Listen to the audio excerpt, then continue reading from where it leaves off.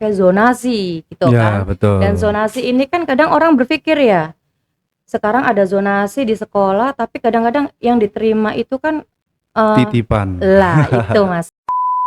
Di tempat saya sendiri khusus ya, itu kalau hujan tuh kan pasti banjir. Jadi nggak menutup kemungkinan memang harus ada yang dibetulin ya, seperti Mm-mm. itu. Bolo Frolen, no money, Nurani. Nurani. Yes. Yes. Oke, keren.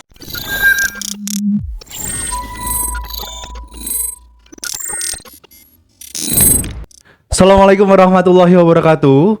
Bersama saya Rio Yordan Permadani di GS TV. Baik, kembali lagi teman-teman semua di meja ini dengan tamu yang sangat luar biasa cantiknya hari ini, yaitu Kak Frolen. Frolen. Yes. Oke, apa kabar Kak Frolen? Alhamdulillah baik. Oke, Kak Frolen, Yes. gimana hari ini? Bahagia? Alhamdulillah karena Tuhan sudah memberi kita kenikmatan, pasti kita akan bahagia selalu ya. Oke, gimana perjalanannya ke sini gimana tadi? Panas ya? Dibilang panas sih panas, dibilang dingin karena sudah ngerasain bersama-sama jadinya aman. Oke. Baik Kak, tentunya sudah sampai di meja ini kurang kalau saya nggak bertanya-tanya ya. Waduh, bahaya ya ditanya ini apaan gitu ya. Oke, untuk yang pertama Kak, Mm-mm. kita nanti berbicara tentang latar belakang dulu ya. Oke. Untuk menarik teman-teman kakak nih dan juga alumni-alumni adik-adik yang sekarang sudah generasi muda yang harus mempunyai hak pilih gitu ya. Oke, Kak, untuk latar belakang nih pendidikan dari SD sampai dengan jenjang terakhir ini di mana aja Kak? Saya ini cerita sedikit ya, Oke. sedikit aja supaya untuk menjadi apa ya, untuk motivasi juga lah ya. Karena saya ini 3 bersaudara dan saya anak cewek, jadi tengah. Jadi waktu sekolah itu kalau orang dulu ya, ini berarti zaman aku juga dulu juga berarti ya. Iya. Meskipun dibilang masih muda ya, mama itu takut nyekolahinnya yang terlalu jauh. Jadi aku sekolahnya tuh di SD Tritunggal dekat dengan rumah sih. Oke. Jadi aku kalau sekolah itu cuman berjalan beberapa langkah aja udah sampai sekolah. Itu sekolah SD. Jadi sekolah Tritunggal.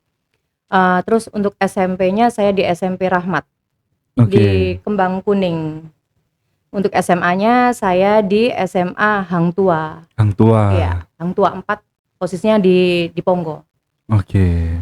Kayak gitu. Oke, Kak. Jadi sekolahnya cuma sampai SMA doang sih. Oke, nggak apa-apa Kak.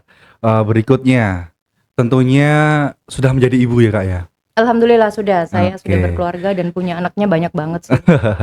Dengan kesibukan yang selain menjadi ibu rumah tangga, mungkin kesibukan lainnya apa nih Kak?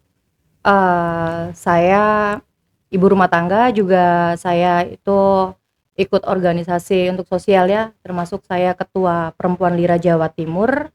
Perempuan Lira Jawa Timur. Lira Jawa Timur. Iya, ketua Perempuan Lira Jawa Timur, dan saya juga ibu Bayangkari seperti Oke, itu. keren ya. Tentunya Perempuan Lira Jawa Timur Yes. apa nih Kak? Saya belum tahu. Semacam LSM sih kayak gitu, tapi kita ada di bidang sosial. Jadi untuk seperti perempuan untuk KDRT atau segala macam seperti itu. Oke. Jadi kita membantu pendampingan. Oke, lalu kegiatan-kegiatannya untuk kegiatan-kegiatan sosialnya itu yang sudah dilakukan apa aja Kak? Waduh, banyak banget ya. Termasuk kayak waktu Merapi itu, waktu Gunung Merapi itu, Bakti terus sosial ya Kak? bakti sosial. Terus waktu di Ponorogo ya, masih ingat kan waktu di Ponorogo itu ada kejadian yang longsor atau Oh iya, itu betul kita juga sekali. ke sana untuk setiap hari Jumat kita juga ada pemberian nasi Jumat berkah, itu berlangsung sih setiap hari Oke. Jumat terus kayak seperti itu. Jadi kita juga bekerja sama dengan Bonita, bonek wanita itu. Oke. Kita terus bersosialisasi terus seperti itu. Berarti relasinya dari Perempuan Lira Jawa Timur ini juga lebar sekali ya Kak ya? Alhamdulillah karena Jawa Timur ya, jadi kita menyakupnya se-Jawa Timur seperti Oke. itu. Kalau selain menjadi Perempuan Lira Jawa Timur juga menjadi Ibu Bayangkari, Ibu tentunya Bayangkari. berarti suaminya Polri ya Kak ya? Siap. Oke, berarti kan juga ada kegiatan-kegiatan sosial yang dilakukan oleh ibu-ibu Bayangkari nih Kak? Betul banget. Oke, tentunya kayak di begitu. lingkungan juga ya Kak ya? Iya. Apa aja tuh Kak? Kalau untuk lingkungan di Bayangkari mah kita ngikut ya sama atasan ya, jadi tapi banyak Oke. banget yang kita lakuin seperti itu. Jadi kita ajang sana, yang waktu acara, eee, kena bom itu mungkin pernah denger ya? Iya, benar Yang sekali. polisi pernah kena bom Mhm. itu, kita sering jenguk atau apa seperti itu. Kita Oke. datang, untuk anak-anak stunting juga, seperti itu. Oke. Ini teman-teman kayaknya aku juga nggak lengkap kalau nggak tanya, Kak Floren ini dari dapil mana? Wow. Belum di-spill tadi ya. Mhm. Dapil Saya mana, Kak? posisinya masih ada di dapil 4, wilayah Oke. rumah juga sih gitu kan, di Oke. wilayah Sawahan. Dapil 4 itu melingkupi mana aja, Kak? Sawahan, Wonokromo, Jambangan, Menanggal, Oke. Sukomanunggal. Berarti rumahnya juga di dekat-dekat situ ya, berarti lingkungan Masuk di untuk wilayahnya. oke. Berarti untuk, kegiatan-kegiatan sosial juga dilakukan di dapil 4? Yes. Oke, untuk kalau kegiatan sosial mungkin yang, dilakukan akhir-akhir ini di dapil 4 itu apa, Kak? Untuk sosial yang ada di dapilnya sekarang ini sih, jujur sih sebetulnya meskipun saya, enggak berjalan ke sini nih, kita selalu ada, seperti itu. Jadi, melakukan kegiatan sosial itu nggak nunggu momen maksudnya ya. Jadi, bukan karena Kapan aja ada ya, Kak, apa ya? gitu kan, Heeh. kalau orang berpikir, "Waduh ini pasti sesuatu ini, mau ngapain kok pakai begini?" Tapi kalau saya enggak. Jadi, setiap saya punya kegiatan itu tidak harus saya harus mempunyai tujuan. Tapi tujuannya cuma satu, karena kita berniat untuk beramal dan bersama, seperti itu aja Oke. sih. Jadi kalau untuk warganya sendiri, untuk warga dapil saya, ya alhamdulillah, di acara 17-an kayak kemarin seperti itu, terus ada acara pengajian, iya kayak begitu itu datangnya ke Oke. warga-warga seperti itu.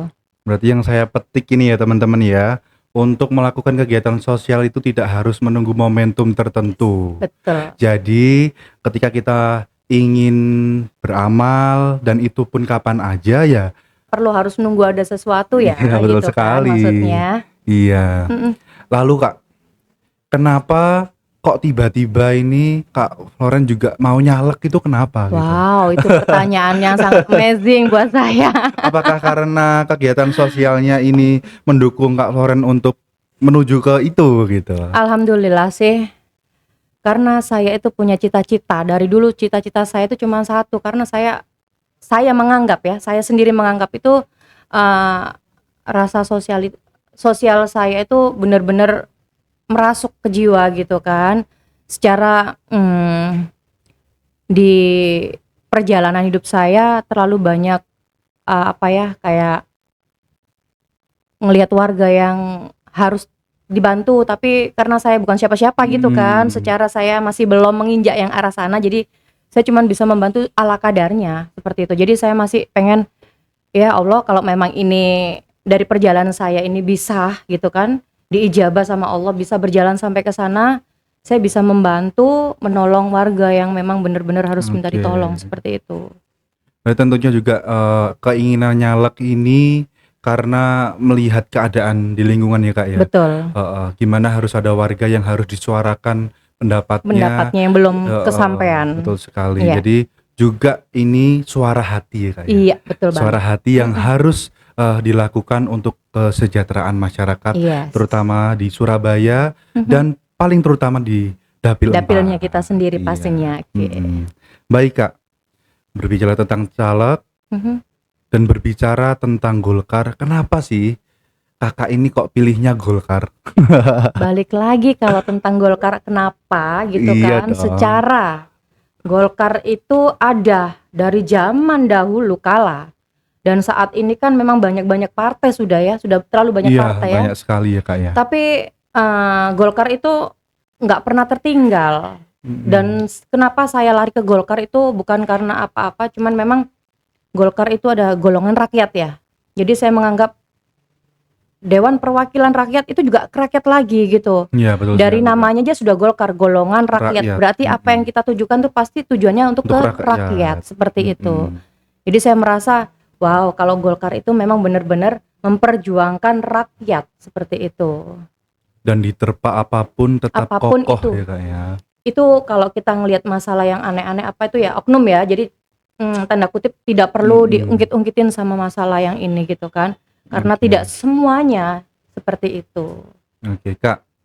Kalau kita berbicara dengan Golkar itu tak lepas dengan adanya politik, ya. Yes. Oke. Menurut Kak Loren, Mhm. itu politik seperti apa dan, apa yang harus kita lakukan sebagai generasi Generasi muda. muda itu biar tidak, eee, apatis tentang politik ini?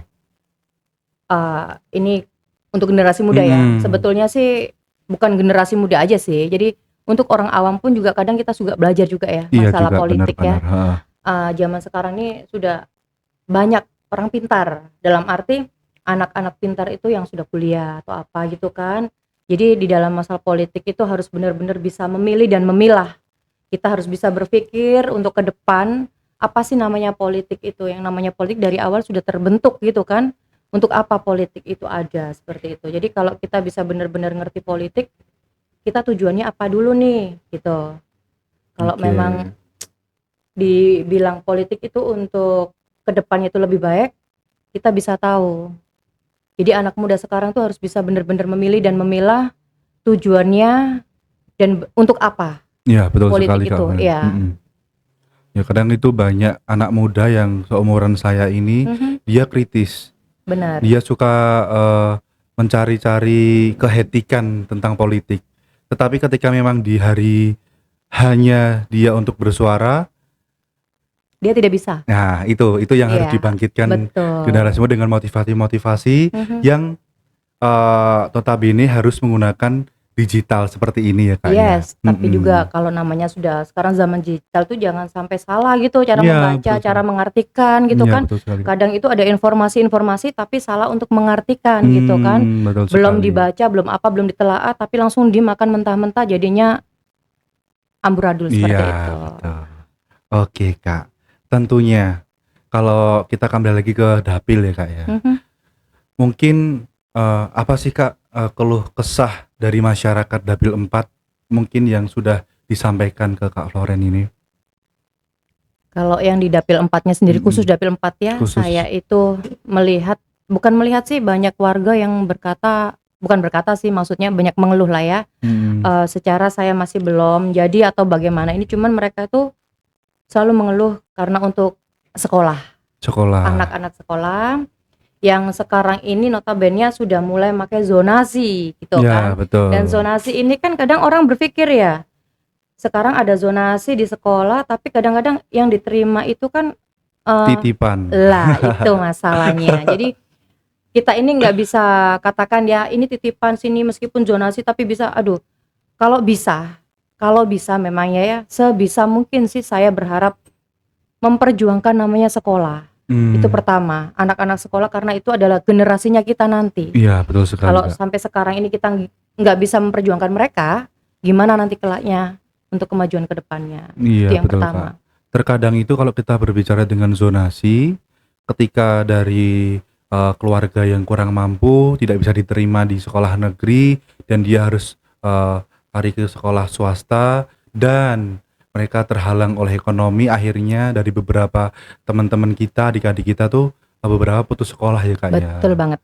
Gitu, makanya itu yang harus kita hindari karena generasi muda ini juga harus, berpendidikan. Yes, Setidaknya kita di jenjang sekolah menengah atas atau kejuruan iya agar bekal untuk kita bekerja ya, Kak, iya. ya, gitu. Jadi ya harus sekarang tuh harus pintar-pintar ya, maksudnya dalam arti kita boleh membantu, kita boleh tahu porsinya itu di mana gitu kan. Mhm, Tetapi kalau namanya permintaan untuk saat ini nih kan memang banyak keluh kesahnya sekolah atau sekolah oke. yang swasta itu kan banyak biaya gitu Iya, kan. Itu yang pertama, kadang kita nggak ngerti kemampuan orang tua itu seberapa, seberapa mampunya dia bisa menyekolahkan anaknya di mmm, posisi swasta, seperti itu. Banyak yang ini, yang itu, yang ini, yang itu, tapi why not gitu kan, selagi dia mampu bisa, oke, tapi ada orang tua yang tanda kutip nah itu. yang belum seberapa mampu. Saya nggak katakan nggak mampu ya, tapi belum seberapa mampu, kayak Dan begitu. dari Kakak ini yang nanti menyampaikan aspirasinya pada masyarakat agar terhindar dari hal-hal seperti itu ya, Kak, tentunya ya. Mhm. Oke. Kak, kalau kita berbicara dapil 4 itu lingkungannya seperti apa sih, Kak? apakah mungkin infrastruktur harus banyak yang dibenahi atau mungkin dari segi apa itu yang harus dibenahi, Kak? Kalau di Dapil 4-nya sendiri itu kan wilayahnya itu sebetulnya di tempat saya sendiri khusus ya, itu kalau hujan tuh kan pasti banjir. Jadi nggak menutup kemungkinan memang harus ada yang dibetulin ya, seperti itu. Banjir pertama, kedua masih banyak apa itu yang hilang-hilang gitu sih, yang kayak maling-maling gitu. Oh, kurangnya Keamanan, safety ya, Kak, ya, kurang keamanan di situ keamanannya. ya. Jadi mungkin maybe insya Allah semoga Allah tuh menghijabah ya Jumat-Jumat ya, Iya, semoga ya ini gitu. hari yang baik juga ya, Kak, ya. Gitu. Jadi saya kepengennya nanti ada CCTV atau apa itu selalu Oke. ada gitu ya, setiap gang atau di jalan kayak begitu. Jadi memang benar-benar safety. Itu yang kedua. Ketiga, untuk lampu penerangan seperti itu. Oke. Karena di wilayah aku itu kan juga termasuk yang wilayah apa ya, ke arah ke depan rumah aku tuh deket ini yang arah ke Duku Kupang itu kan memang ada yang harus dijamah gitu kan ya, untuk kebersamaan, jadi untuk supaya lebih baik lagi tempatnya. Oke. Kak, dengan suami yang notabene dengan anggota Polri ya, erat banget dengan Ibu Bayangkari juga, supportnya dari keluarga gimana, Kak? Alhamdulillah, sekarang saya ditanya rasanya bangga banget Iya gitu kan dong. ya. Selama saya jadi ini kayak begini nih, selama saya jadi Ketua Perempuan Lira Jawa Timur, sebelum saya seperti ini nih ya maksudnya, untuk pencalonan atau segala macam, saya sama suami memang sudah bekerja sama.